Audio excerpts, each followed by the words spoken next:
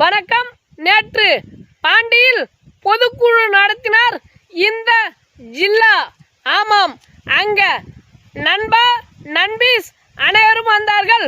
புல்லா அங்கேயே ஆனது சரக்குக்கு தட்டுப்பாடு.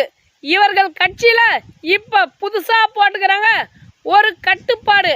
அதாவது இந்த பொதுக்குழுவுக்கு ஆண்கள், பெண்கள், லேடிஸ், வயசு பிள்ளைகள், வயசான பிள்ளைகள், கர்ப்பிணிகள் இவர்களுக்கு எல்லாம் பொதுக்குழுவில் அனுமதி மறுப்பு.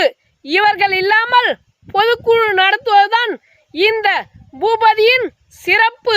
2026ல வேகாது உங்க பருப்பு. கொள்கையை பற்றி கேட்டா புது கொள்ளையை பற்றி விளக்கிய வில்லா.